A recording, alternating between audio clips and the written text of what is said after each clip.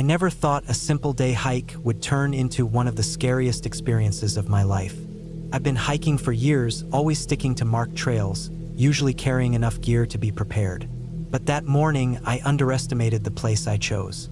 It wasn't far from home, and I told myself it would just be a long walk in the woods, nothing I couldn't handle.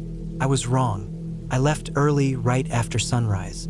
The air was cool, crisp, the kind of weather that makes you feel alive. I packed a small backpack with some snacks, 2 bottles of water, a first aid kit, a flashlight, and a map of the trail printed off the internet. I didn't think I needed much more than that. My phone was charged fully, but I knew the area didn't have great signal. I wasn't worried though. I thought I'd be in and out before sunset. The trail started off wide and clear. The dirt was damp from rain the night before, and the trees were dripping with dew. Birds were active, chirping from all directions. I remember thinking how peaceful it was.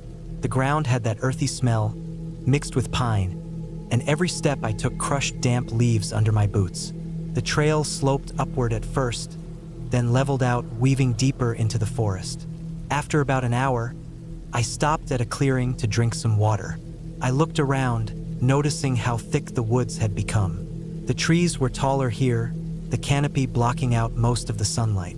It was darker than I expected for the time of day, and it gave me a strange feeling I couldn't shake off. I brushed it aside and kept going. The deeper I went, the narrower the path became. Roots snaked across the dirt, and thick brush scratched against my legs when I passed. I checked my map a couple times, but the paper didn't show much detail. It was more of a rough outline than anything useful. Still, I trusted it, thinking as long as I followed the main path, I'd be fine. 2 hours in, the trail started to fade. It wasn't gone completely, but it was harder to see. Fallen branches, mud patches, and overgrown plants covered sections of it. I began stepping more carefully, trying not to twist an ankle. That's when I realized I hadn't seen any trail markers for a while. Usually there are signs, little blazes painted on trees, or at least footprints from other hikers. But I hadn't seen anyone since I left the parking area. It was just me, and suddenly the silence of the forest felt heavier. I told myself not to panic. I kept walking, slowing down, scanning for signs of the trail. A few times I thought I saw it curving ahead, but when I got closer, it was nothing but a deer path. I turned back, retracing my steps, but everything looked the same. Trees, brush, mud, fallen logs. No clear direction. That was the first time my chest tightened. I wasn't lost yet, but I could feel it coming. I pulled out my phone to check GPS. No service. The blue dot that was supposed to show my location spun uselessly, then froze. I shoved it back in my pocket. I decided to head downhill, figuring most trails eventually connect back to lower ground. It seemed like a good idea at the time. The forest grew thicker as I descended. Branches scratched at my arms. Spider webs clung to my face.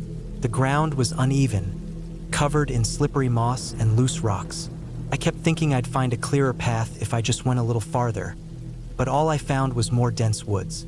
The sound of birds faded, replaced by the rustle of leaves in the breeze. Every crack of a branch made me snap my head around. My nerves were on edge. At one point, I stumbled on what looked like an old trail. It was faint, barely visible, but I followed it eagerly. It led me deeper, winding between boulders and through thick undergrowth. After half an hour, it ended in a swampy area, waterlogged and buzzing with insects. I stood there, sweating, my socks damp from mud, realizing I had wasted energy going the wrong way. I sat on a log to rest, drinking from my second bottle of water. My shirt clung to my back, soaked with sweat. I checked my watch, it was almost noon. I still had hours before dark, but I knew I couldn't keep wandering aimlessly. I needed to be smart. I decided to head back uphill. If I could reach a ridge, maybe I could spot the parking lot or at least get cell service. The climb was brutal. Every step upward burned in my legs, and the ground was slick. I slipped a few times, catching myself on roots. The silence grew eerie.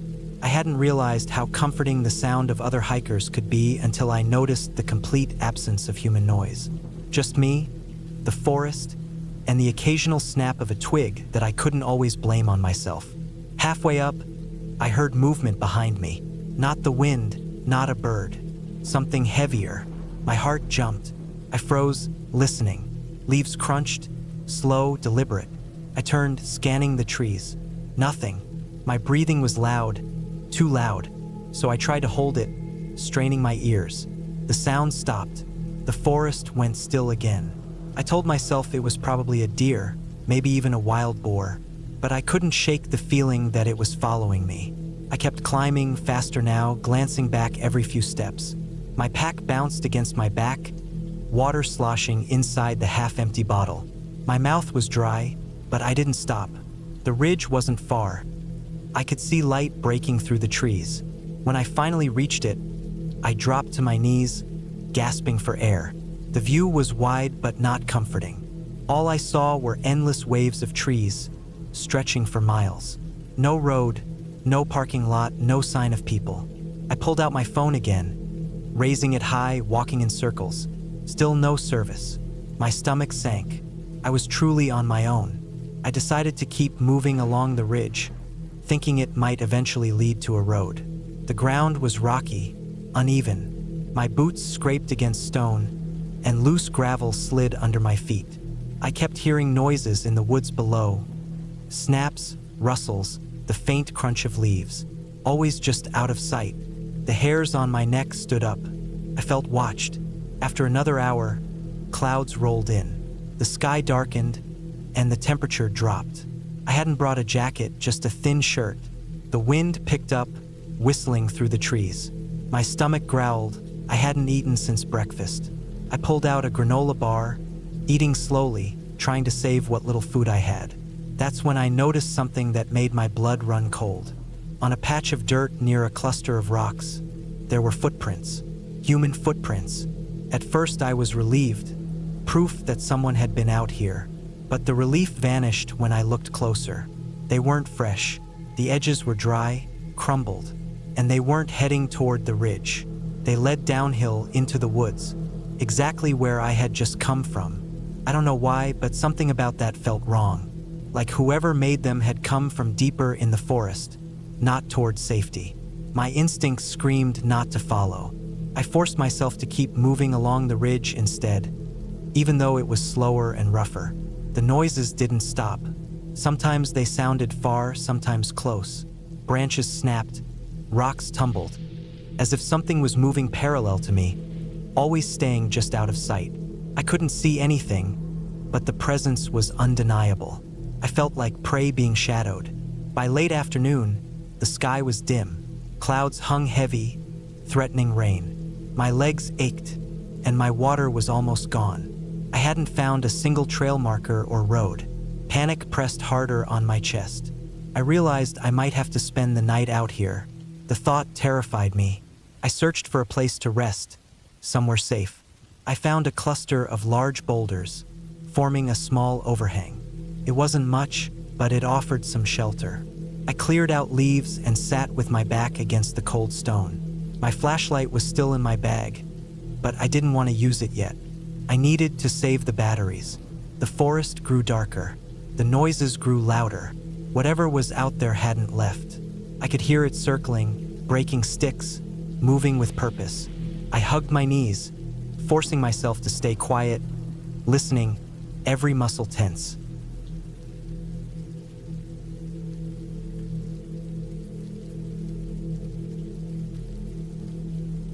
I started the hike later than I should have. The plan was to head out early in the morning, but by the time I got my gear together, checked the map twice, filled my water bottles, and actually got on the road, the sun was already climbing toward mid-morning. The air was still cool enough when I parked at the trailhead, but I knew the heat would come later. I could feel it already in the stillness of the forest, the way the light pressed down hard between the trees.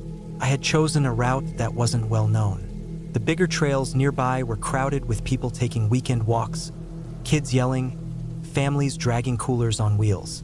I wanted something quieter, something where I wouldn't hear voices echoing through the trees every few minutes. The trail I picked was marked on the map but barely mentioned anywhere else. It cut deep into the hills, crossed a few streams, and eventually curved back toward the main road miles away. It wasn't the hardest hike, but it was long, and I knew if I didn't keep pace, I'd be finishing it in the dark. The first mile was steady climbing. Loose dirt crumbled under my boots, and the air smelled like pine and dry leaves. My backpack pressed into my shoulders, the straps digging a little too tight, but I didn't adjust them. I wanted to get into rhythm before I stopped. A squirrel darted across the path, tail flicking, vanishing into the brush. Farther up, the trail narrowed where roots tangled across it, forcing me to step carefully. My breathing grew heavier with the climb, but I settled into the quiet. That was what I had come out here for, the quiet. But the quiet on this trail wasn't the same as the quiet on the busier ones. On the popular trails, you hear voices in the distance, the steady hum of cars not far from the parking lot, the occasional bark of a dog. Here, once I had gone half a mile in, all of that dropped away. The only sound was my boots hitting dirt and the soft drag of wind moving through branches high above. Every now and then, a bird called out, sharp and quick, but otherwise it was silence. The kind of silence that presses in on you until you notice your own breath too much. By the time I hit the second mile, sweat was soaking the back of my shirt. The trail dipped and curved, following a ridge. To one side, the hillside dropped steeply into thick brush. To the other, it climbed into tight clusters of trees that blocked out most of the light. The trail itself was barely a strip of dirt, half covered in leaves. I wondered how often anyone actually came out here. It was around then that I saw the first thing that gave me pause. A tree had fallen across the trail, not recently but long enough ago that the bark had peeled away in strips and fungus grew in pale shelves along its side. That wasn't unusual, trees fall all the time, but what made me slow down was the path over it. Normally, when enough people use a trail, fallen logs end up polished smooth in the middle where hikers climb across. This one didn't have that. The log was wide, slick in places and untouched, except for one section on the far side where the bark looked gouged, almost clawed away. I stopped, leaning on my knee, pretending I was just catching my breath. My eyes kept going back to the marks. They were long, uneven, as if something had raked across it, digging down into the wood. I told myself it was probably just rot, the way old wood breaks apart, but the pattern looked too sharp, too intentional. I stepped over the log, one boot sliding a little on the damp bark, then pushed forward. I tried to shake it off. The forest is full of strange marks if you look too closely. Scratches from deer, bark peeled back by insects, branches broken by storms. I didn't want to start second-guessing everything, not when I still had miles to cover. Still, I noticed more things as I went. A section of trail where the dirt looked disturbed, as if something heavy had dragged across it. A patch of moss torn away from a rock in a clean strip. Even the way the air felt, it shifted the deeper I went.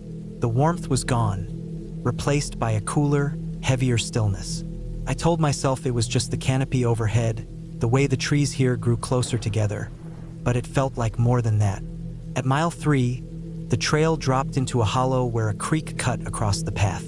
The water was low, just a trickle moving over rocks, but the mud at the edge was soft. I squatted down, splashed water on my face, and then froze when I looked at the mud. There were tracks, not boot prints, those I would have welcomed. These were broader, deeper, pressed hard into the mud as if whatever made them carried serious weight. The shape was wrong too. They weren't round like a deer's or small like a raccoon's. They looked like bare feet, only wider, heavier, with the toes spread in the mud. I crouched there longer than I should have, staring. My brain kept switching between explanations. Maybe a hiker came through barefoot. People do strange things out here, but the prints looked fresh, too fresh. The edges were still sharp, not softened by sun or wind. I glanced upstream, then downstream, scanning the trees. Nothing moved, no sound. I stood up fast and adjusted my pack. My mouth was dry even though I had just splashed water on my face. I told myself to keep moving to get some distance, but the trail on the other side of the creek climbed sharply, and each step felt heavier than before. My senses had switched on in a way they hadn't been earlier. Every crack of a branch overhead made me pause. Every shadow between the trees looked too deep. By the 4th mile, I couldn't shake the feeling anymore. I wasn't alone out here.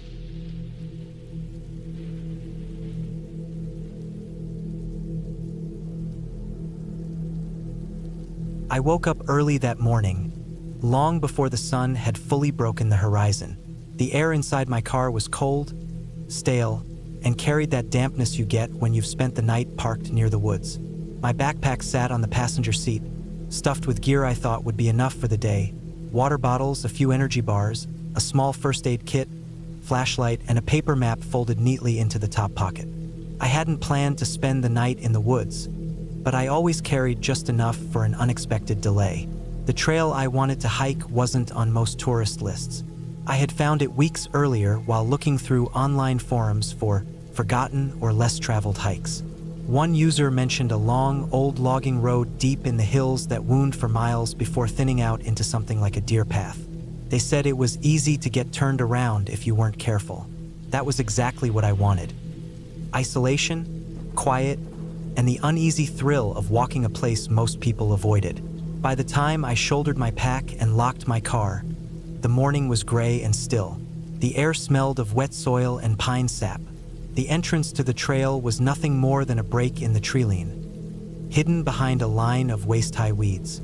I stepped in, crunching down on the gravel that had once been the old logging road. The first few miles were wide and open, lined with moss-covered stumps and scattered branches. But the further I walked, the narrower it became. For a long time, it was peaceful. My boots sank into damp patches of mud. Birds called somewhere above, and a light wind brushed through the branches. I breathed it all in. This was what I had come for, the raw, stripped-down quiet of the woods. But the longer I walked, the heavier the quiet seemed to get. The road stretched on in a way that felt unnatural. I kept checking my watch, surprised at how much time had passed and how little progress it seemed I had made. The trail didn't change much. It was the same view ahead every time I lifted my head. Dirt pressed flat by long-abandoned truck tires, a thin stripe of grass growing through the middle, tree walls tight on either side. I tried to reassure myself it was normal for a logging road, but a sliver of doubt started to creep in. After about 3 hours, the road thinned into something rougher. Weeds and ferns crowded the edges, forcing me to weave left and right. I stopped to drink water, leaning against a tree. The bark was rough and damp against my shoulder. When I slid my hand away, a patch of it came off in flakes, rotten beneath the surface. That detail sat strangely in my head. It meant these woods weren't as healthy as they first looked. When I set off again, I noticed something I hadn't before: my footprints. The mud in certain stretches of the trail was soft enough to leave marks, and I could clearly see mine trailing back the way I came. But then I noticed others, faint but present, cutting into the mud ahead of me. They were shaped like boot prints, but they were shallow, as if whoever made them had walked this path days or maybe weeks earlier. I kept following. The trail eventually narrowed into what could barely be called a path. Branches scratched at my jacket and snapped beneath my boots. The sunlight had faded into a kind of dim haze, even though the sky above had been clear earlier. I checked the map stuffed in my pocket, but it wasn't much help.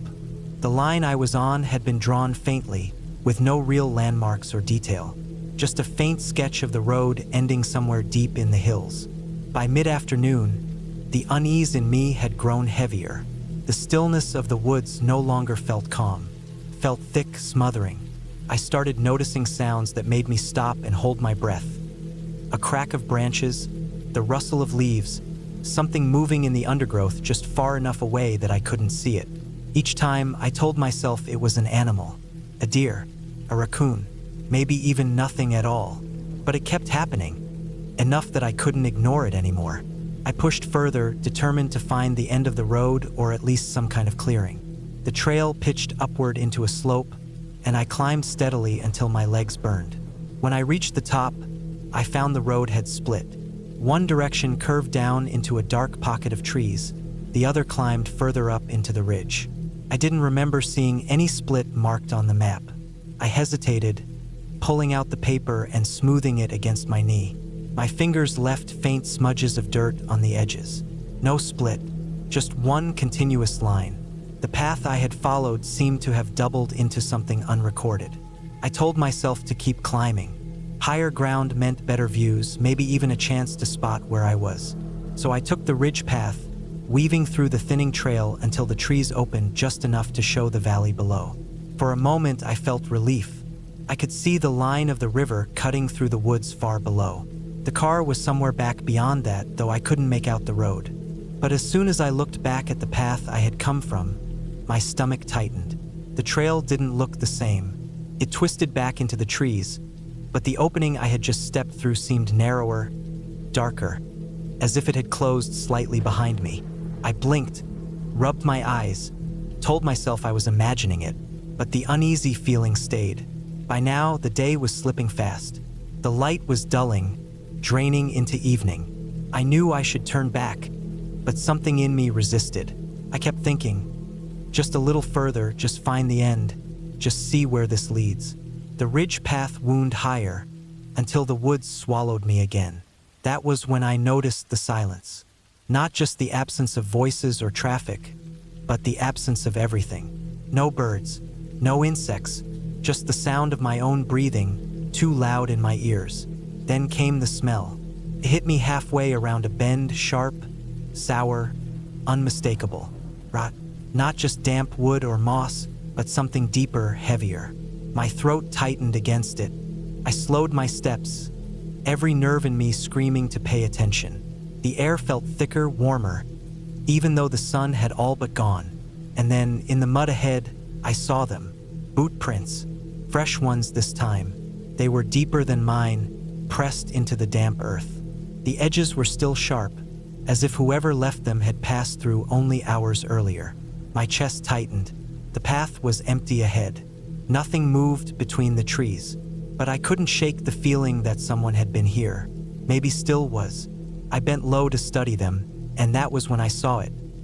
One of the prints had smeared sideways, like whoever left it had stumbled or turned suddenly. The earth around it was scuffed, disturbed. My stomach turned cold. The rot smell was stronger now. I lifted my head, scanning the trees, my pulse hammering in my ears. The dim light blurred the shapes, branches twisting into forms that looked too close to human before shifting back into ordinary trees. I should have turned around then. I knew it, but I didn't. I followed.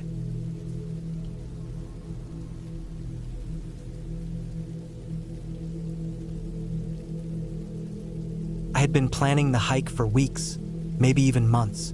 It wasn't meant to be anything extreme, just a long backcountry loop that stretched over rough terrain and took me far away from the usual marked paths. I wanted silence, space, and the test of being alone in nature for a couple of days. I had done plenty of day hikes before, but I wanted the full experience of going deeper, spending nights out there, feeling that mix of challenge and freedom. The trail I picked wasn't really a popular one, and that was part of the appeal. I found it while looking over topographic maps online, tracing the valleys and ridges, noticing faint dotted lines where old logging roads and game trails crisscrossed. It looked perfect. It climbed into thick forest, curved along a ridgeline, and dropped down into a basin where streams came together into a lake. On the map, it felt like the kind of place that hardly anyone went anymore. I started early one morning with a backpack that felt heavier than I expected. Food, tent, sleeping bag, water filter, small stove, spare clothes, map, compass, headlamp, first aid kit. Everything you're supposed to bring. I double-checked everything before leaving, proud of being so careful. The forecast showed clear skies, mild days, cool nights. Nothing suggested danger. The first hours felt like what I wanted. Peaceful, quiet, the trail narrow and littered with pine needles. My boots crunched on loose soil and fallen branches. Sunlight broke through the trees in sharp beams, lighting patches of ferns. Birds cut through the silence every so often. I kept thinking about how good it felt to be away from everything else, no phone service, no noise, no people. Just the sound of my own breathing and the weight of the pack against my shoulders. As the day went on, the trail became steeper, more uneven. Roots twisted across the path, and in some places, I had to grab rocks or tree trunks to pull myself up. Sweat ran down my back and soaked my shirt. I stopped often to sip water and mark my progress on the map. I wasn't lost, not at all, but there was already a sense of being very far from anywhere easy. Looking around, I couldn't see any signs of other hikers. No boot prints, no trash, nothing. It was pure wilderness. That first night, I set up my tent in a small clearing off the trail, surrounded by tall trees that blocked the wind. The ground was soft with moss and pine needles. I boiled some water for noodles and ate slowly as the air cooled. By the time the sun went down, the forest felt thick and alive in a different way. Crickets buzzed. A few distant rustles reminded me that animals were out there. I wasn't scared, not really, but I noticed how every small sound seemed sharper when you're alone. My headlamp beam only lit a narrow cone, everything else swallowed by blackness. I lay in the tent listening, forcing myself to stay calm, to remind myself that it was normal, just the forest being the forest. Sleep came in waves. I'd drift off, then wake when something cracked outside, then fall back asleep. It was manageable, but my body was tense in a way it never was at home. The next morning, I packed up and kept moving. The trail thinned into something less defined, more like a deer path. I checked the compass more often, making sure I was staying on course. My plan was to reach the basin with the lake by late afternoon. But as the hours stretched, the trail became harder to follow. Sections disappeared under fallen branches or split into faint paths that looked the same. I slowed down, careful with each choice. The forest here was dense, dark, and full of uneven ground. I had to push through brush and climb over logs. My arms and legs got scratched. By mid-afternoon, I realized I wasn't where I thought I should be. The slope wasn't matching the map. I expected to be descending, but I kept climbing. I stopped and spread the map across my knees, trying to figure out how I messed up. It looked simple on paper, but standing there in real life, everything blended together. The ridges, the valleys, the direction of the sun. I convinced myself I just needed to keep moving forward. The basin couldn't be far. The air grew cooler, and the light shifted. Hours passed. My legs ached. The idea of reaching the lake before nightfall slipped away. When I finally admitted I was lost, it was like a weight dropped into my stomach. I tried not to panic. I still had water, food, shelter. I wasn't hurt, but the reality pressed in. I didn't know exactly where I was anymore. I picked a flat spot between trees and set up camp again, this time with less comfort. The ground sloped slightly, and the canopy blocked the last of the evening light, making it feel darker earlier. That night was worse. The forest sounds seemed closer. Something moved through the undergrowth more than once, heavy enough to break sticks, light enough not to be obvious. I froze in my sleeping bag, listening, barely breathing. The sound would stop, then start again somewhere else. I kept telling myself it was just deer, maybe elk, nothing dangerous. But alone in that tent, the thought kept drilling deeper. I didn't know what was out there, and I didn't know how far I was from the trail anymore. The next morning, I tried to backtrack. I thought if I retraced my steps, I could at least return to where the trail felt clear. But the woods twisted on themselves. I found familiar-looking trees that I swore I had passed before, but when I circled them, the ground didn't match. I started second-guessing everything, every direction. My compass still pointed north, but north didn't tell me which valley I was standing in. The day grew hot. I sweated, stumbled, tripped. My shins were cut from branches. I rationed water, filling from a stream and filtering carefully. I ate less than I should have, trying to stretch supplies. By late afternoon, exhaustion pressed on me like a weight. Then I noticed something that made my chest tighten. A boot print, fresh enough to be clear in the mud. Not mine, I checked.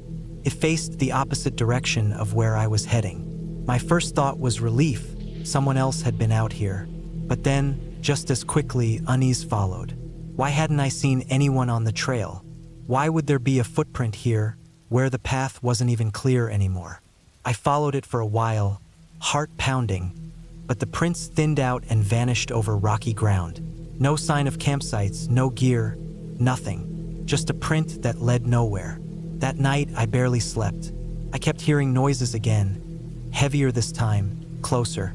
branches cracking, something moving around the edges of the clearing. My headlamp beam caught nothing, but the feeling that I wasn't alone grew sharper. I clutched the small knife I carried, though I knew it wouldn't do much. The next day, I tried another direction, climbing higher to see if I could get a view. The climb drained me, but when I reached an opening on a ridge, I saw nothing but endless forest stretching in all directions. No sign of roads, no cabins, no trails, just miles of trees. Panic set in for real then. My hands shook. I shouted once, just out of desperation, my voice cracking in the still air. Felt stupid instantly. No one answered. By now, my food was running low. I measured it in handfuls, each meal smaller than the last. I drank as much water as I could, but my stomach ached from hunger. On the fourth night, the noises returned. This time, I knew it wasn't just animals grazing. I heard breathing, slow, deliberate, too heavy to be deer. I sat upright in the tent, holding the knife, my ears straining. Something circled the camp, stepping on branches, pausing, then stepping again. My skin crawled. I wanted to shout, to scare it off, but my throat was dry and locked. The sound went on for hours.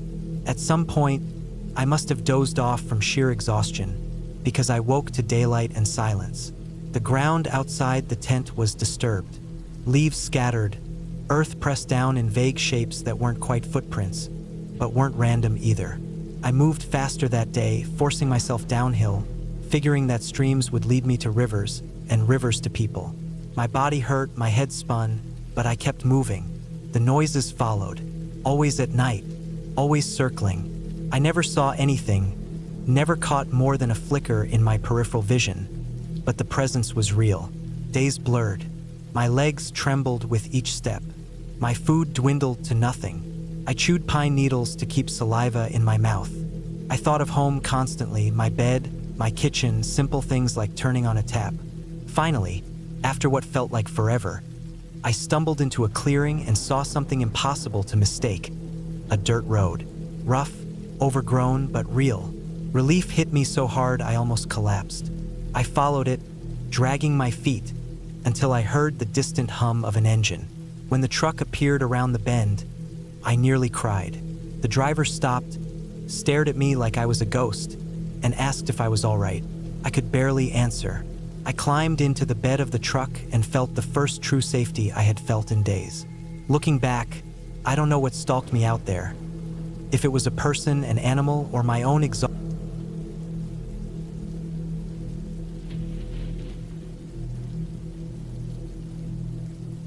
I never thought much about hiking alone. I had done plenty of day hikes before, some longer than others, but I always figured that as long as I stayed on a marked trail and brought the basics, water, a flashlight, snacks, I would be fine. That's what made me choose this one particular trail in the first place. It was supposed to be well marked, steep in some areas but not technical, and it looped back around to the trailhead. I told myself it was the perfect hike to clear my head for a day. I started early in the morning, just after the sun had risen high enough to burn off the thin fog that hung over the parking lot. The air was cool, the kind that feels clean and sharp in your lungs, and the trees were dripping from dew. I strapped my small pack tight against my shoulders and checked my phone, making sure I had a little signal before setting it to airplane mode to save battery. I wanted to be back before dark, maybe around late afternoon. I thought the whole hike would take me 6 hours, maybe a little more. The first stretch of trail was beautiful. Pine needles covered the ground, muffling the sound of my boots. The sun filtered through the trees in thin golden beams. I could hear birds somewhere above me, darting between branches, and every once in a while, a squirrel darted across the path, tail twitching nervously. The air smelled of wet earth and pine sap, strong enough that I could almost taste it. I felt calm, almost too calm, the kind of calm that makes you forget to think ahead. About an hour in, I started noticing the trail getting narrower. It was still marked, but the little painted blazes on the trees were further apart, and sometimes I had to stop and look around to spot the next one. I didn't think much of it. I just slowed down a little, paid more attention, and pressed forward. My pack was light, I felt strong, and I told myself I had all day. I even laughed once when I slipped on a patch of wet moss and caught myself on a branch. everything still felt under control. It was around the third hour that the unease began creeping in. The trail had started climbing sharply, switchback after switchback, and the forest around me grew denser. The air felt heavier, quieter. Even the birds seemed to have gone silent, and the only sound I could hear was my breathing, louder than it should have been. My calves burned from the uphill climb, and sweat dripped down my forehead, stinging my eyes. I reached for my water bottle and realized with a small jolt that I had already drunk half of it without even noticing. That was fine, I told myself. I had another bottle in my pack. I just needed to ration a little. The path itself began looking less and less like a path. Fallen branches littered it. In some spots, mud from recent rain had washed it out, forcing me to step carefully around. The blazes on the trees seemed faded, some of them chipped away by weather. More than once, I had to stop and circle back when I realized I'd walked off the trail entirely. I kept telling myself it was fine, that I just had to pay closer attention. But each time it happened, my chest tightened just a little more. By the time noon came, I was exhausted. I checked my watch and realized I'd been moving slower than I thought. I hadn't even reached the midpoint of the loop yet, at least not according to the map I had briefly studied that morning. I sat down on a rock to eat a snack, tearing open a protein bar wrapper with sweaty fingers. The woods around me were silent. I chewed slowly, looking at the trees. They all looked the same, tall, dark, and endless. If it weren't for the occasional blaze, I wouldn't have been able to tell where I had come from. After resting for a bit, I pushed on. The trail dipped into a small ravine, muddy at the bottom, with a trickle of water running through it. I crouched down to splash my face, but the water was murky, brown with silt. I stood up quickly, brushing off my knees, and pressed forward. On the other side of the ravine, the trail shot upward again, steeper than before. I leaned into it, using my hands on roots and rocks to pull myself up. My breath came hard now, ragged. My shirt clung to my back with sweat. I don't know when I realized it, but at some point I stopped seeing blazes on the trees. I walked for a good 10 minutes before it hit me that I hadn't spotted one. I froze in the middle of the trail, heart thumping. Had I walked off the path again? I turned slowly in a circle. Every tree looked identical.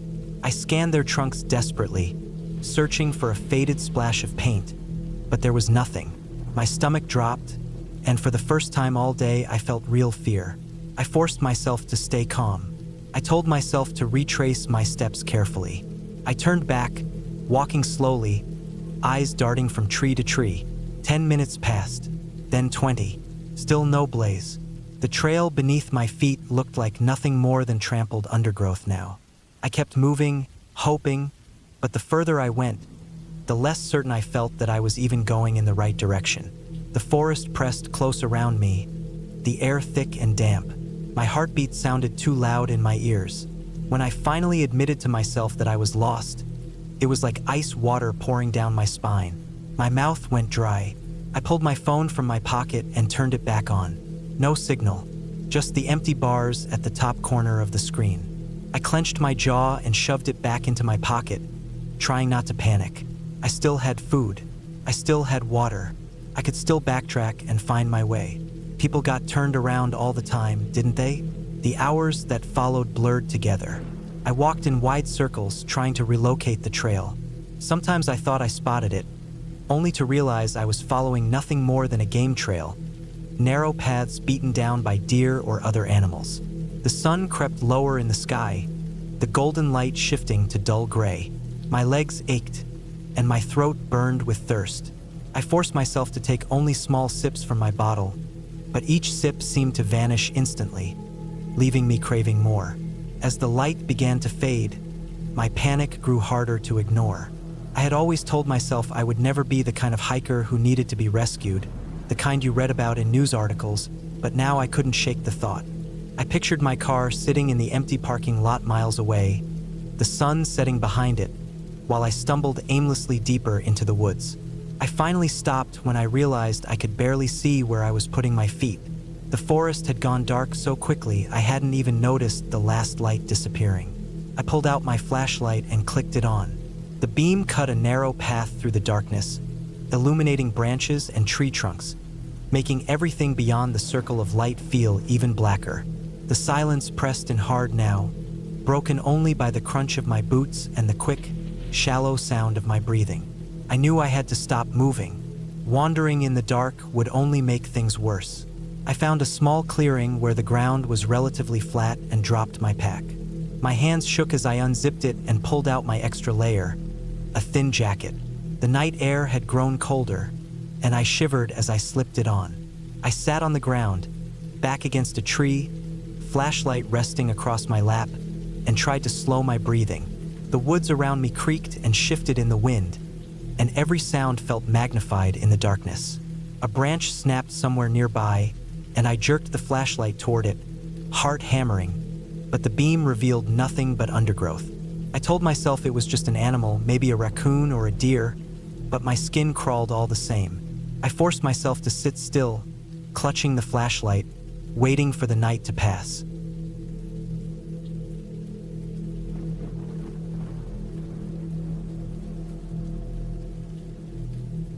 I never liked hiking alone, but that morning I convinced myself it would be fine. The air was cool, the sky was pale with the early light, and I told myself the trail would be quiet. I parked my car at the gravel lot near the base of the mountain, slung my pack over my shoulders, and started up. The trail sign said it was about 11 miles to the ridge and back. I figured I could finish it in a long day and still make it back before dark if I didn't waste time. The first part of the path wound through thick pine trees. The needles muffled the sound of my boots, and the air smelled sharp, almost sweet. The ground was still damp from rain the night before, so every step sank just a little. I tried to listen to the forest, birds, wind, anything, but it was quiet in that strange way that makes you feel watched.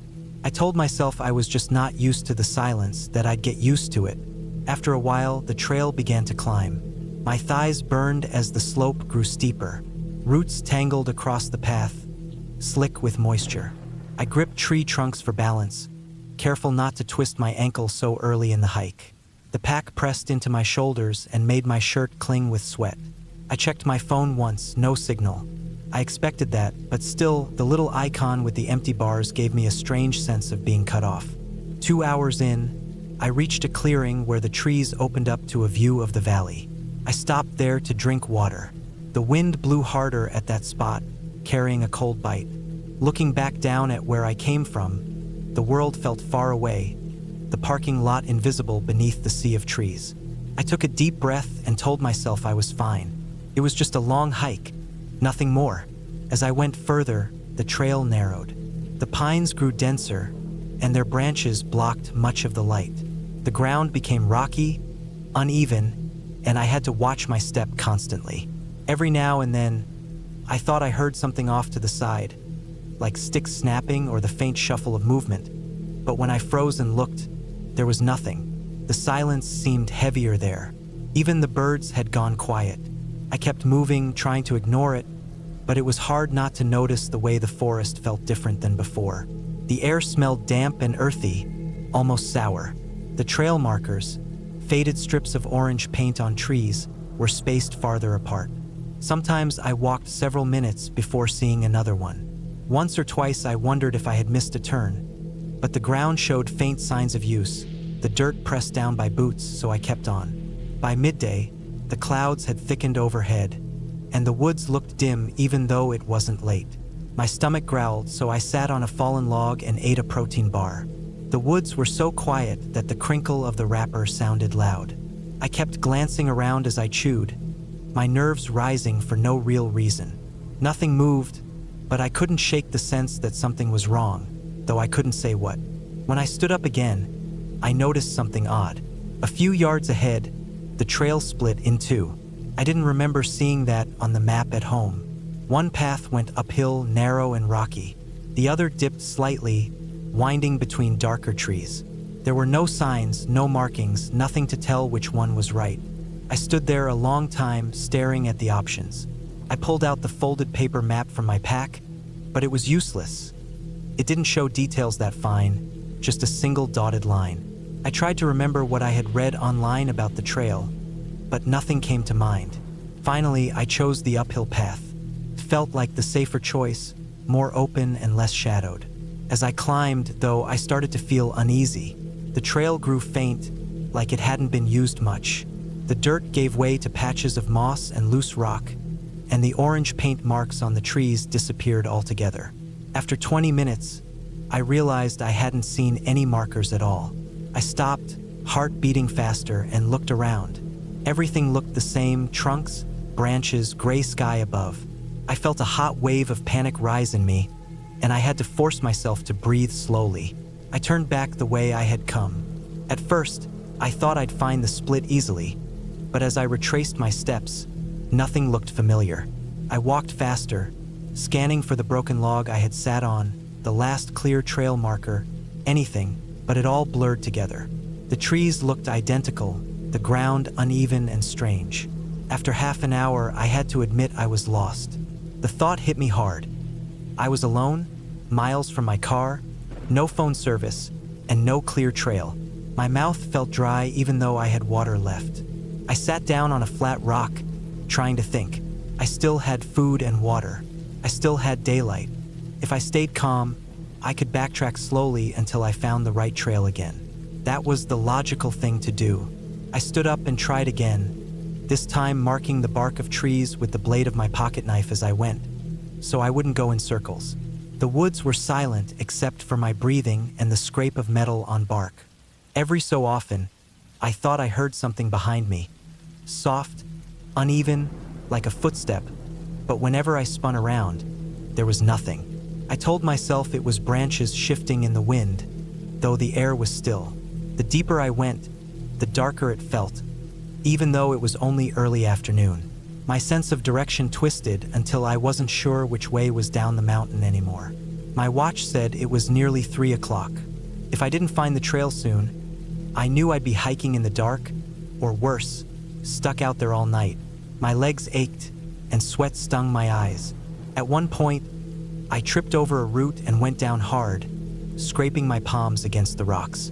The sting made me curse under my breath, and when I looked at the small cuts, they were already full of dirt. I wiped them on my pants and kept going, but I felt myself shaking. The thought of being lost overnight filled me with a dread that settled deep in my chest.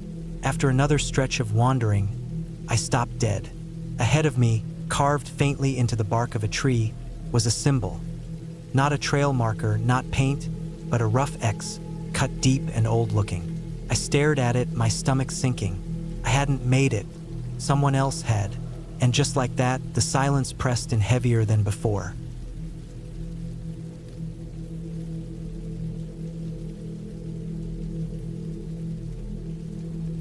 I had planned the hike for weeks.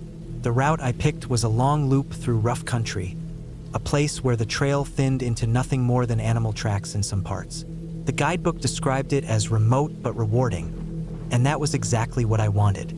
I was tired of the crowded trails, the chatter of families, the smell of sunscreen and bug spray.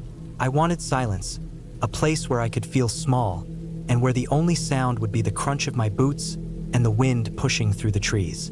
The morning started clear. My pack was heavy with food, water, a small tent, and gear I had double-checked the night before. The air was cool, damp with dew, and my breath came out in thin clouds as I walked. The first miles were easy, well marked with faded wooden signs nailed to trees. I saw no one. That had felt like a good thing then. As the hours passed, the path narrowed and twisted. The ground grew uneven, roots sticking out like traps, rocks loose under my boots. The deeper I went, the thicker the trees seemed to grow, their branches clawing at the sky, cutting off light. I checked my map often, running a finger over the creases, matching landmarks to the terrain. Everything lined up. For a while. By midday, I reached a small ridge. I stopped, dropped my pack, and sat down. My shirt stuck to my back with sweat. Below me, the valley stretched out, endless dark green forest broken only by a silver river that curved like a scar through the trees. It was beautiful, but I remember thinking how far away it looked, how completely shut off it felt. If something happened out here, if I twisted an ankle or worse, no one would hear me yell. I ate quickly and moved on. That was when the trail began to fade. The dirt path thinned until it was no more than patches of trampled grass and faint depressions in the soil. I kept following, scanning ahead for any sign of it. Soon I was guessing more than following. Each time I thought I lost it, I spotted another faint marker. A broken branch, a scuffed root, a footprint sunk deep into the mud. Someone had passed here before, but I began to wonder how long ago. The forest grew thicker. The trees pressed close, tall pines and firs rising like dark walls. The light dimmed even though the sun was still high. My shoulders ached from the pack, and every step made my boots bite into the skin around my ankles. I told myself I would find a clearing soon, a place to rest, maybe set up camp early if I had to. That was when I noticed the silence. It wasn't sudden, but gradual, so slow that I didn't realize it until I stopped walking. No birds, no insects, just my breathing and the faint thump of my heartbeat in my ears. Felt wrong. The woods always had noise, chirps, buzzing, the rustle of small things moving unseen. This quiet felt heavy, pressing against me like the air itself was thicker. I kept walking faster than before. My map showed a stream ahead, where I planned to refill my bottles. But the ground sloped strangely, leading me down into a hollow where the trees tangled tighter. The air grew damp. I could smell rot, the sharp scent of wet earth mixed with something sour. I stopped again, crouched low, and studied the ground. The soil was torn up, like something heavy had passed through recently. Not people. The marks were too wide, too deep. Hoof prints maybe, though larger than any deer I'd seen. I told myself it had to be elk. This was elk country. Still, the sight made my skin prickle. The stream didn't appear where the map said it would. Instead, I came to a low marsh, stagnant water covered in a film of green, gnats hovering above it in slow clouds. My boots sank in the mud with each step, sucking noises following me as I tried to skirt around. By the time I reached solid ground again, my socks were wet and cold, my calves speckled with black mud. I pulled the map out again, turned it one way, then another. Nothing matched. I tried to tell myself it was fine, that if I kept moving east, I would cut across the river eventually. Rivers always led to people, but my chest felt tight as I folded the map and shoved it back into my pocket. The hours stretched. My legs ached. My throat was dry, and I forced myself to sip only small amounts of water. Every tree looked the same now, every slope familiar in a way that made me doubt if I had already passed it. I kept glancing behind me, trying to mark landmarks, but when I turned forward again, everything blurred together. I realized finally that I was lost, truly lost, and as that thought settled in, I noticed something else. The feeling of being watched. It started as nothing more than a weight between my shoulder blades, a prickling at the back of my neck. Each time I stopped, I swore I heard faint movement, branches shifting, a quick rustle in the underbrush. But when I turned, nothing was there, just still trees and the endless forest. My breathing grew shallow. My footsteps seemed too loud. I tried to walk steady, but I quickened my pace without meaning to. The forest pressed closer, darker now as the sun slid lower. I thought about stopping, setting up camp while I still had light, but the thought of being still made the back of my neck crawl. I kept moving until my legs shook. By the time I found a small clearing, the light was nearly gone, the sky above painted in the last gray of dusk. My hands trembled as I set up the tent, fumbling with the poles, yanking the fabric until it stood crooked but upright. I unrolled my bag inside and crawled in, pulling the zipper high, leaving only a small gap for air. The woods outside were dead silent. I lay there, every muscle tense, listening. Hours passed. At some point I must have dozed, because I woke to the sound of something snapping outside, loud, sharp, like a branch breaking under weight. I froze. My mouth went dry. I told myself it was an animal, a deer maybe, but then I heard another sound, heavier. A step, slow, careful. Something moved outside my tent.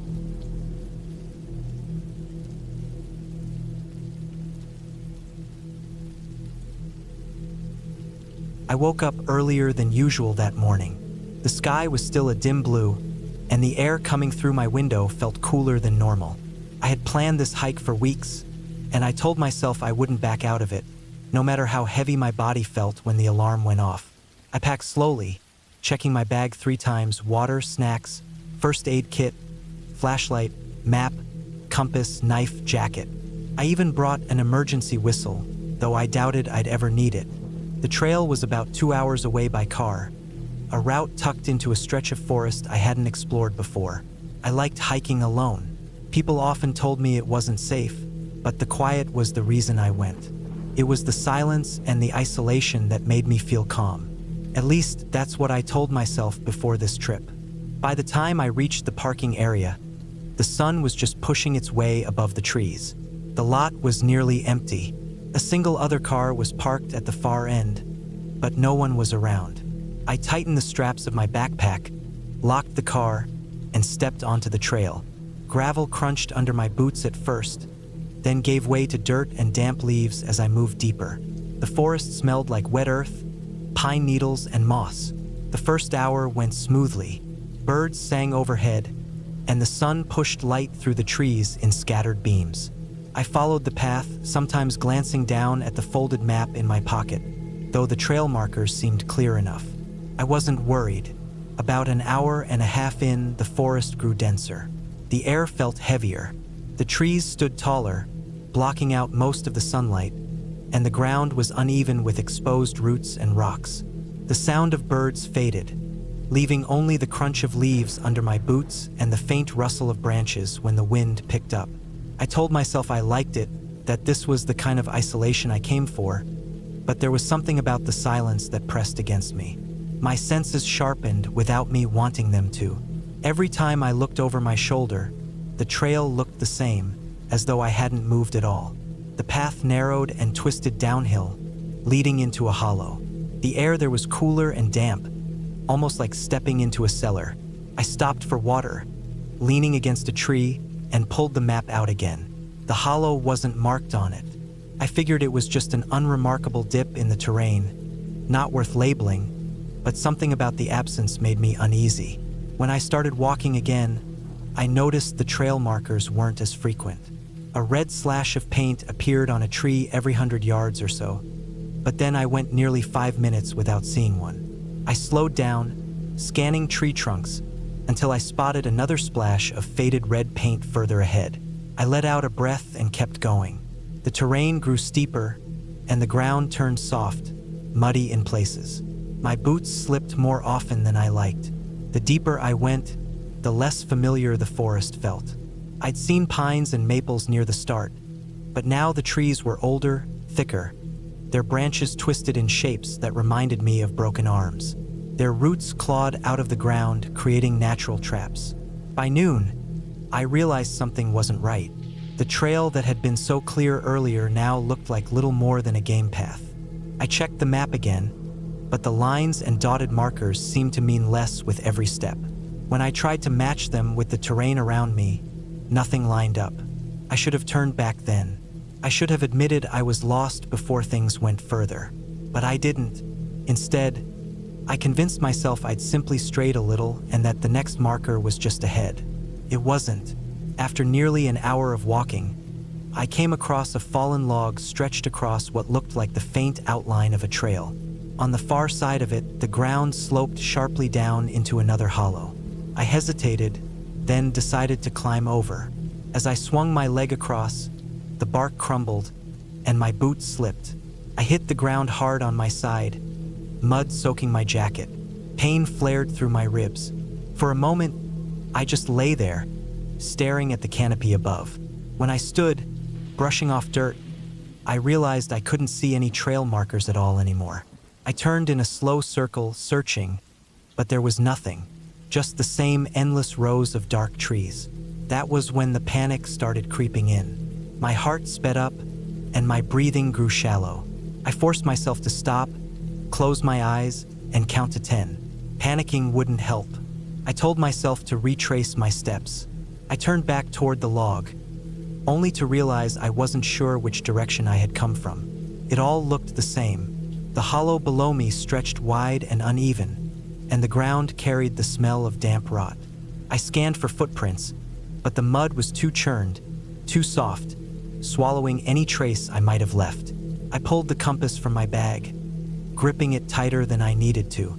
The needle settled, steady.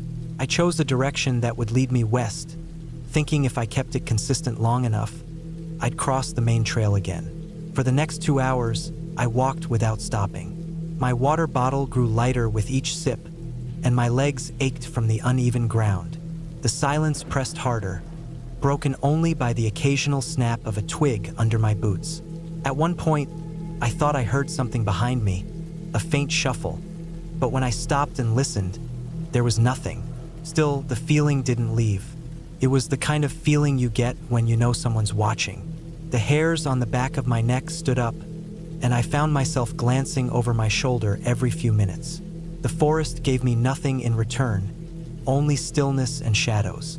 By late afternoon, I knew I wasn't finding the trail again. My throat was dry, and I was down to less than half a bottle of water. My food was untouched, but I didn't feel hungry. My stomach was tight with dread. I checked my phone, though I already knew there'd be no signal out here. The screen only confirmed it. The air cooled quickly as the sun dipped lower. I needed to think about shelter before it grew dark. I didn't plan on spending the night out here, but I had to accept the possibility. I found a cluster of rocks near a slope that offered some cover from the wind. I gathered sticks and dry leaves, though everything felt damp. It took me longer than it should have to light a small fire, but eventually smoke curled upward and the flame caught. I sat close to it, the warmth seeping into my jacket, and tried to steady my thoughts. But the forest didn't let me. Just as the last of the daylight drained away, I heard it again. That sound, a shuffle, faint but distinct, from somewhere behind the trees. I froze, every muscle tight, my ears strained for more. The fire cracked, masking smaller noises, but I swore I heard something moving, slow, deliberate, as if trying not to be heard. I told myself it was an animal, a deer maybe, or even a raccoon nosing around. That was the rational answer. But the longer I sat there, the stronger the feeling became that it wasn't just an animal. The sound faded after a while, or maybe I convinced myself it did. I barely slept that night. Every time my eyes shut, I jerked awake at the slightest crack of a twig. The shadows beyond the fire seemed to shift, stretching closer, then pulling back. When morning finally came, my body felt stiff and weak, but relief washed through me at the light. I stamped out the fire, slung my bag over my shoulders, and started west again. My legs felt heavier, but I forced them forward. By midday, I stumbled into a small clearing, where the ground was packed with signs of disturbance. Broken branches, footprints, trash. Not fresh, but not old either. Candy wrappers, an empty can, a torn plastic bag caught in the weeds. Relief hit me hard. It meant people had been here, maybe a hunting group or other hikers. I scanned for a path leading out, but nothing obvious appeared. Still, the trash gave me hope. I pushed on, but the forest didn't get easier. The slope rose sharply, and the ground was slick with mud. My boots slipped constantly, scraping against rocks. I was exhausted, my throat burning with thirst. When I finally ran out of water, panic clawed at me harder than before. I pressed on, thinking if I just kept moving, I'd find something, anything. Then, late in the afternoon, I found the stream. The sound reached me first, faint trickling through the trees, then louder as I stumbled closer.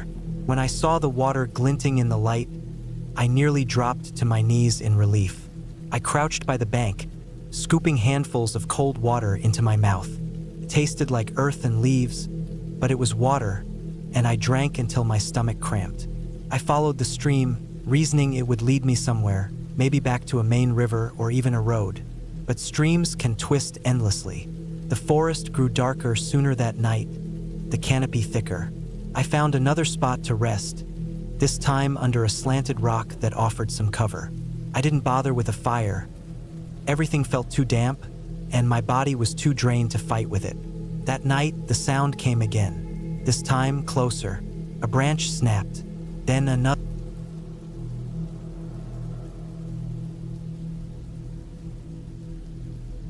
I started the hike later than I should have. The sun was already leaning west when I parked at the small gravel pull-off and strapped on my pack.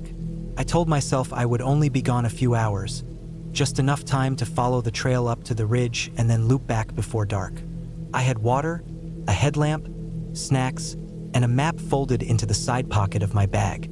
I wasn't careless, but I also wasn't cautious enough for what was ahead. The trail began as a wide, clear path under tall pine trees. The air smelled like dry needles and damp soil, and for the first hour it was calm and almost pleasant. The climb wasn't steep yet, just a slow incline that wound along the slope. I could hear birds now and then, and the rustle of small animals in the brush. Every so often, the trees opened enough to let me see through the branches, where the valley stretched below and the thin line of a road cut across the hills. I pushed forward with steady steps. The trail had long stretches where it seemed too quiet, as if the woods swallowed sound. Then a gust of wind would stir the treetops, or a crow would croak somewhere far off, and the silence broke again.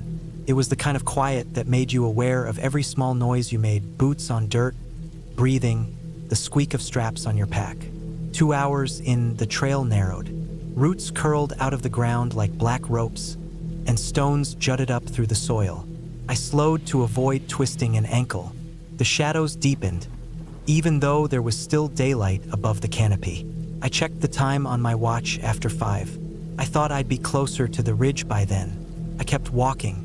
The map had shown the trail as a loop, curving up toward a viewpoint and then bending back around. But the farther I went, the less it matched what I remembered from the paper. The markings were faint, and sometimes the path split into thin deer tracks that faded into brush. I picked the clearest one each time, certain it would reconnect with the main route. By the 3rd hour, my legs were sore and sweat clung under my shirt. I stopped to drink, leaning against a trunk, and looked around. The trees looked the same in every direction, straight, tall, close together. I couldn't see sky anymore, just needles blocking the light. I decided I'd gone far enough. I should turn back, but when I turned around, the trail didn't look familiar. I followed it anyway, walking steadily downhill. After 10 minutes, it began climbing again. That didn't make sense.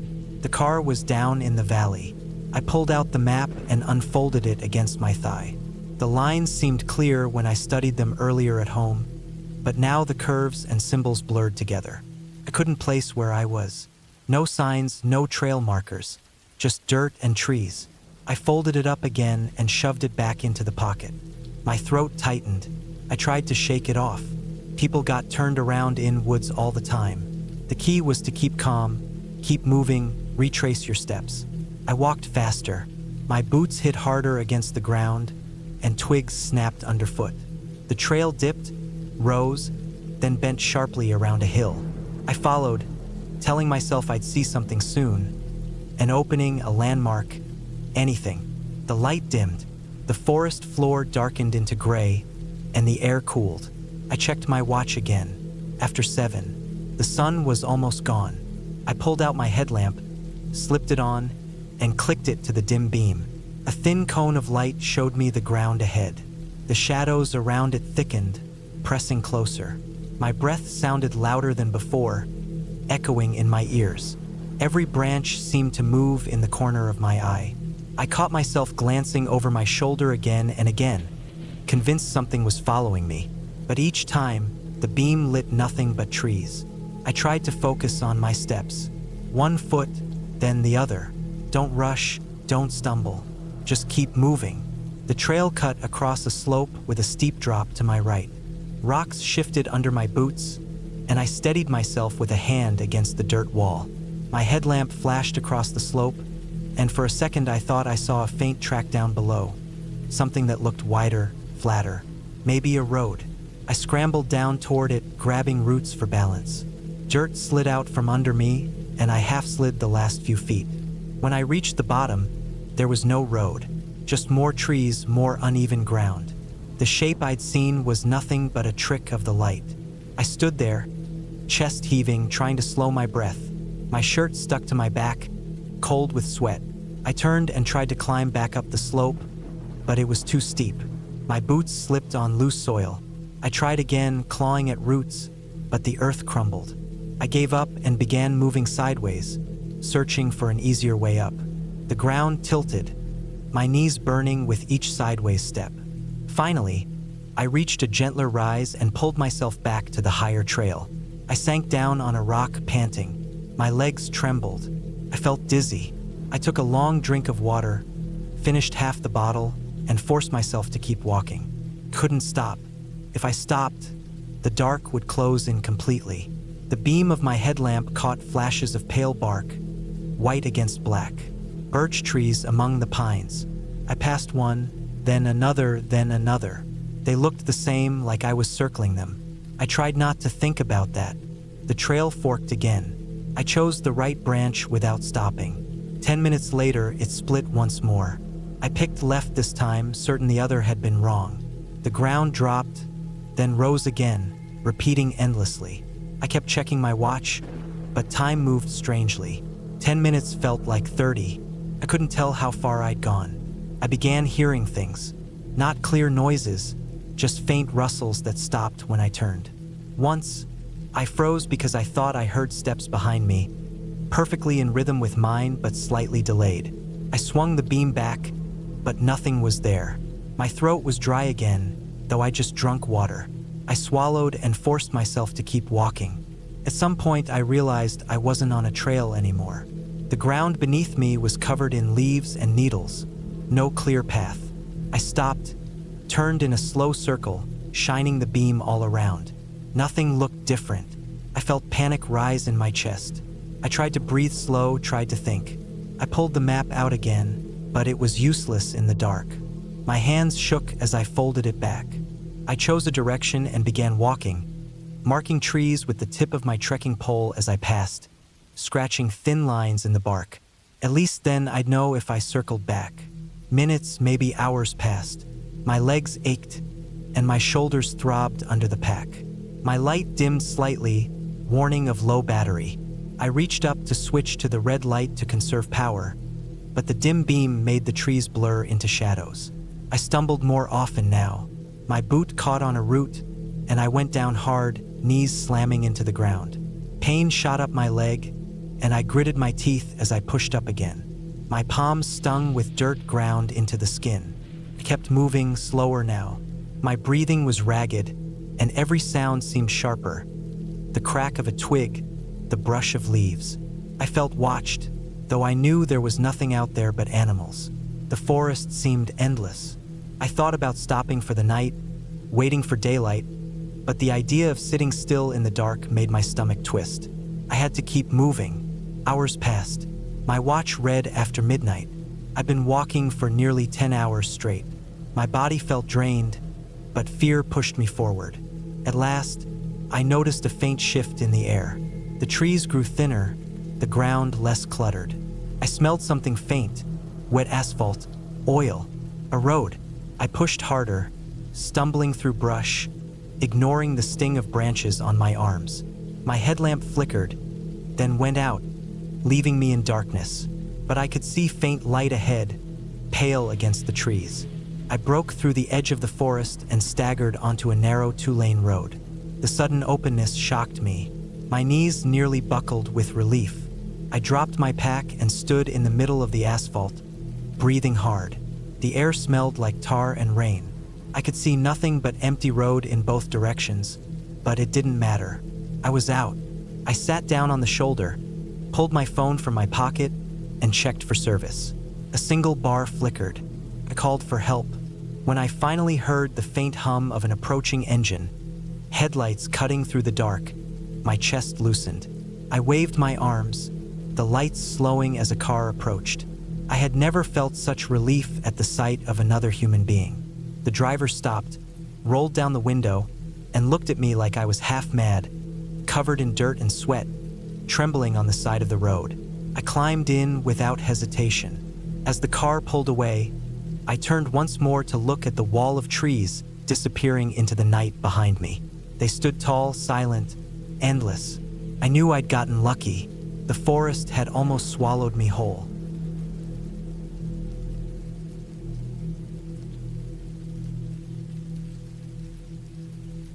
I woke up earlier than usual that morning, even before the alarm went off.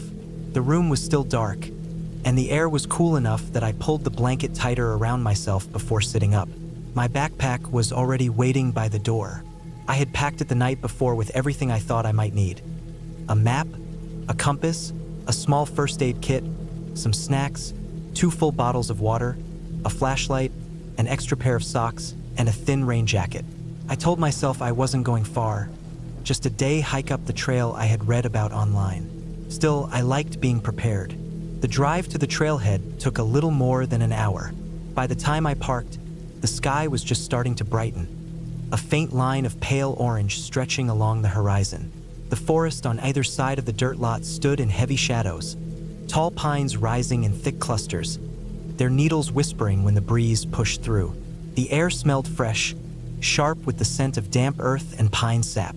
I felt a wave of excitement as I slung my pack over my shoulders, locked the car, and started toward the trail. The first section of the hike was gentle. The dirt path wound steadily uphill, still wide enough that 2 people could walk side by side if they wanted.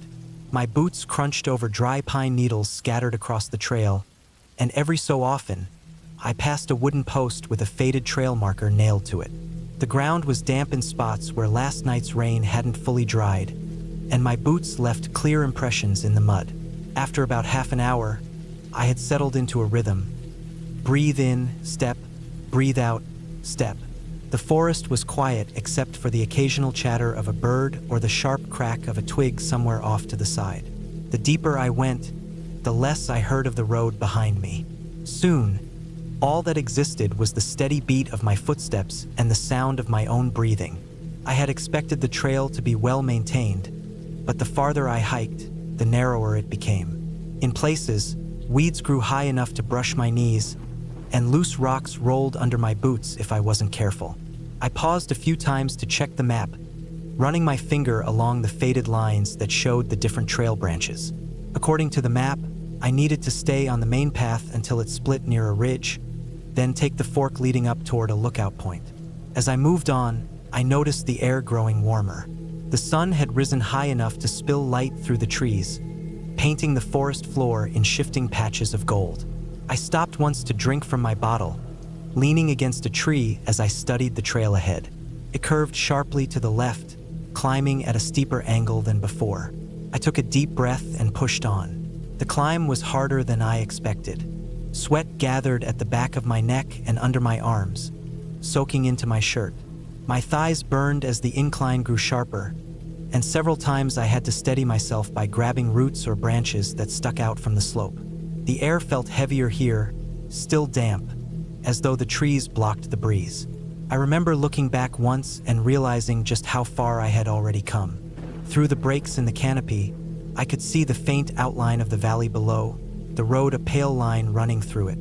My car was hidden from view, swallowed by the trees, and for the first time that day, I felt the weight of how alone I really was. Still, I told myself I had been wanting solitude. That was part of why I had chosen to hike alone in the first place. I wanted to hear nothing but the sound of nature, to get away from the constant buzz of people and noise and screens. So I kept going. By late morning, I reached the ridge where the trail forked. A wooden post stood at the center, one arrow pointing left, another right. The paint on the arrows had faded, and the letters carved into the wood were weathered, but I could still make them out. The right path led to something called Creek Crossing, and the left pointed toward Lookout Point. That was where I wanted to go. The path left was much narrower than what I had been walking on before. It cut sharply upward, the dirt loose in spots where rain had washed part of it away. I leaned forward, planting my boots firmly with each step. My breathing grew rougher, sweat trickling down my temple. As I climbed, the forest grew denser. Branches stretched close across the trail, and several times I had to duck under them or push them aside. The ground here was uneven, broken with roots that jutted up like traps waiting to trip me. At one point, I stumbled hard enough that I had to catch myself with both hands against the ground, scraping my palm on a sharp rock. The sting was sharp, but I shook it off, brushing dirt from my hand as I pushed onward. The farther I went, the less clear the trail became. In some sections, it was little more than a faint line between the undergrowth. The trail markers disappeared entirely. I slowed, squinting at the ground to look for signs of where other hikers had stepped before me. My boots pressed into the earth, leaving prints, and I reassured myself that as long as I could still see signs of a path, I wasn't lost. But that was when the first twinge of unease crept in. It wasn't anything obvious at first, just a subtle awareness of how quiet everything had become. I stopped, standing perfectly still, and realized that I couldn't hear the birds anymore. The forest around me seemed to be holding its breath, the leaves motionless, the air still. The only sound was my own breathing. I forced myself to keep walking, telling myself it was nothing, just a normal silence of the woods. Yet the farther I went, the stronger the unease grew. At one point, I realized I had not seen another hiker all morning. Not a single person, not even fresh boot prints on the trail. I checked the time on my watch. Nearly noon. I had expected to see someone by now, especially on a trail that was supposed to lead to a popular lookout. I'm going to pause here for a moment, because I need to tell you something important. This is when everything started to feel wrong.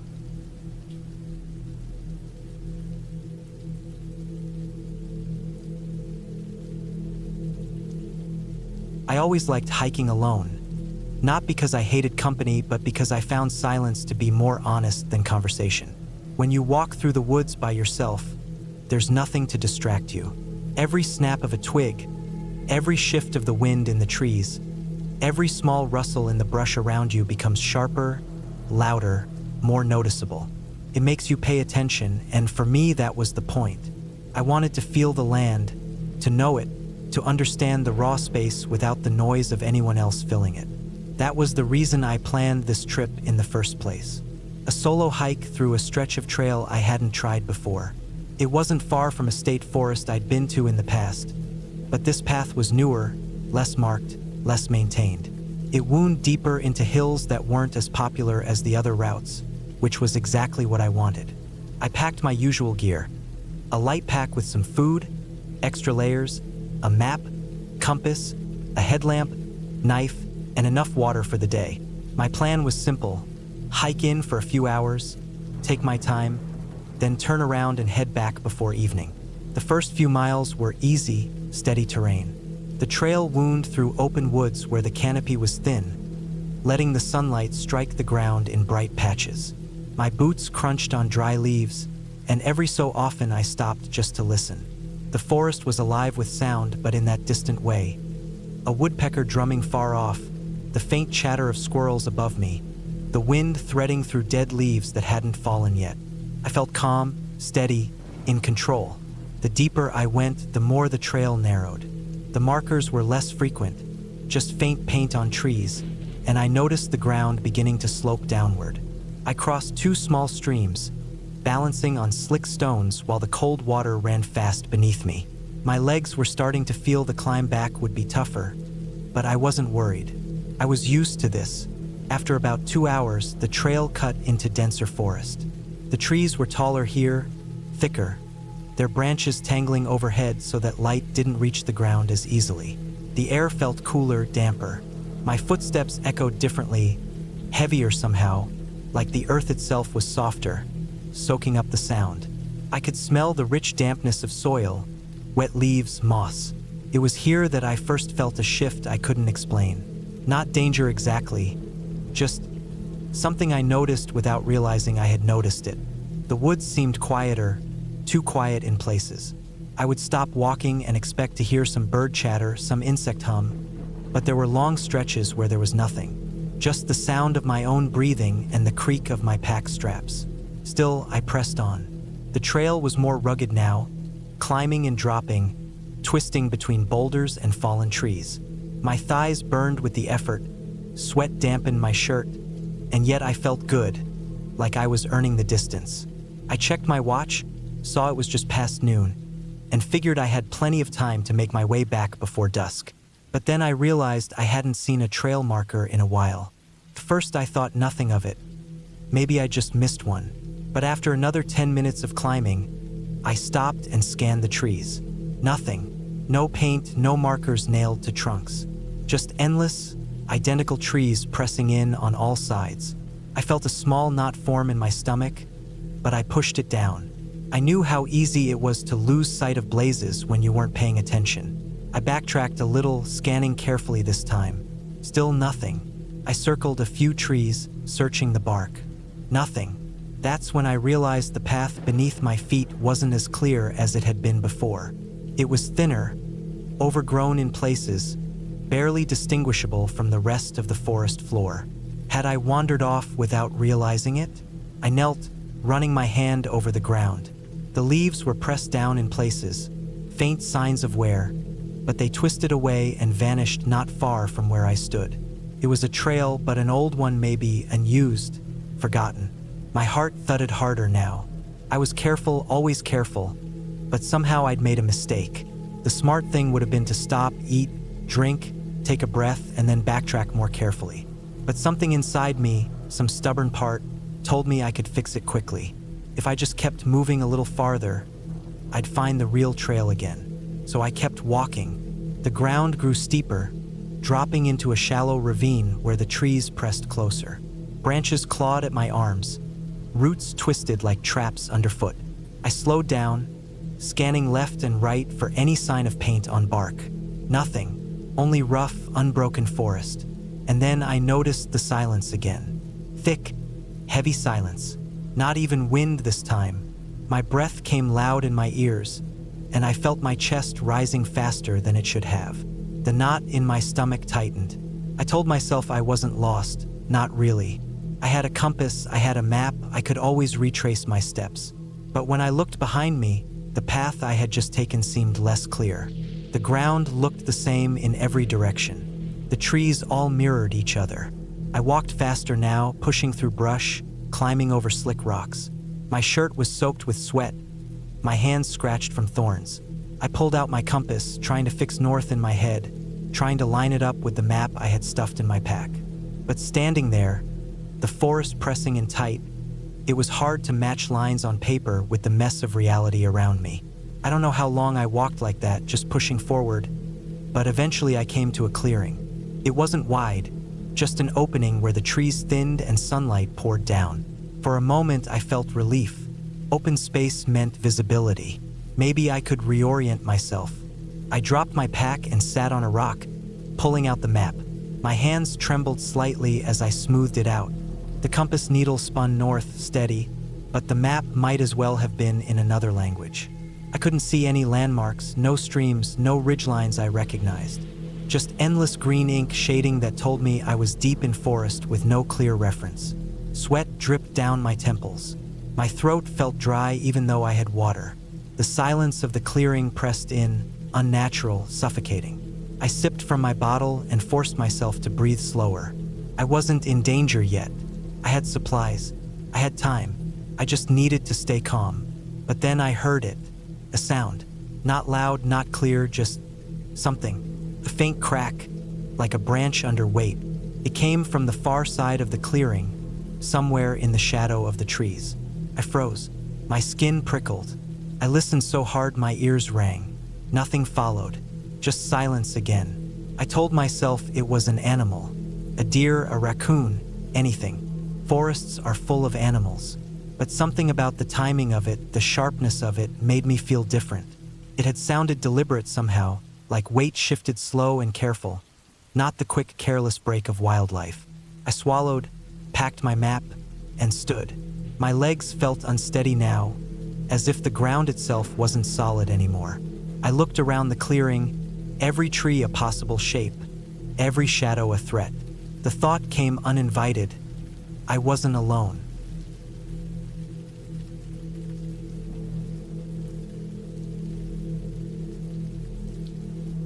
I started that morning earlier than usual. The air felt damp when I stepped out of the car, and the smell of wet earth hung heavy in the stillness. I had parked on the gravel pull-off near the base of the trail. It wasn't an official parking lot, just a small opening off the side of the road where people left their cars before heading into the woods. I killed the engine, pulled my pack out of the back seat, and sat for a moment listening to the faint tick of cooling metal. The woods looked calm, but there was something heavy about them, a stillness that felt different from what I usually noticed before a hike. Normally, I would hear birds right away, maybe the distant roll of water if there was a stream nearby. That morning, it was quiet. The only sound was the faint rush of wind above the trees, but even that didn't reach the ground where I stood. I slung the pack on my shoulders and adjusted the straps until they sat snug against my chest. My boots crunched on loose gravel as I walked to the trailhead. A wooden post marked the start, the paint on the sign peeling, the letters faded to the point where they were hard to read. Someone had carved initials into the post, and moss was starting to grow into the grooves. I traced my eyes along the dirt path stretching into the dense green ahead. The first mile was easy. The trail wound gently upward through tall pines, their trunks straight as pillars, the ground beneath them carpeted with brown needles. My footsteps were muffled, soft, and I noticed how little sound carried in that forest.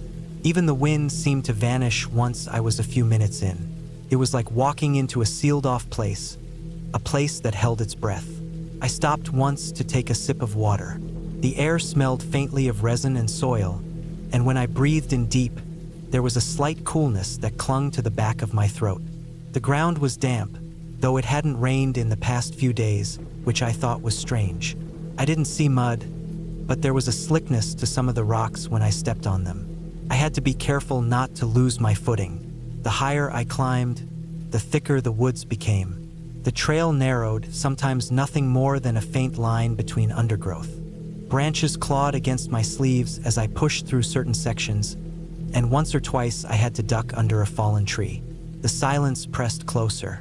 I began to notice how my breathing sounded louder than usual, how the crunch of my boots echoed in short bursts. I couldn't help but glance over my shoulder now and then, though I never saw anything. Around the third mile, I stopped at a small clearing where the trees broke just enough to let in light. My shirt clung damp to my back, and I dropped my pack on the ground. The clearing felt wrong. There was no breeze here, no sound, not even the buzzing of insects. I bent down to retie a loose lace and realized I was holding my breath without meaning to. When I let it out, the sound seemed to vanish into nothing. I told myself it was just my mind playing tricks, the quiet making me uneasy. I shouldered my pack again and kept moving. The trail steepened. Roots twisted across the path, forcing me to step carefully. My calves burned as I climbed, sweat running down my temples. I passed a boulder covered in lichen and noticed claw marks etched into its surface. They weren't deep, but long, uneven grooves that cut across the stone. I stopped, running my fingers along them. They felt old, weathered, probably a bare years ago, I thought. Still, I moved a little faster after that. Hours passed. My water was half gone, and I hadn't seen another person since I started. That wasn't unusual for me, but the thought weighed heavier this time. Usually, on long trails like this, you catch sight of at least one or two other hikers, even in the off-season. But the woods seemed empty, not just empty of people, empty of life. I hadn't heard a single bird all day. No squirrels darting across the path, no insects humming near my ears.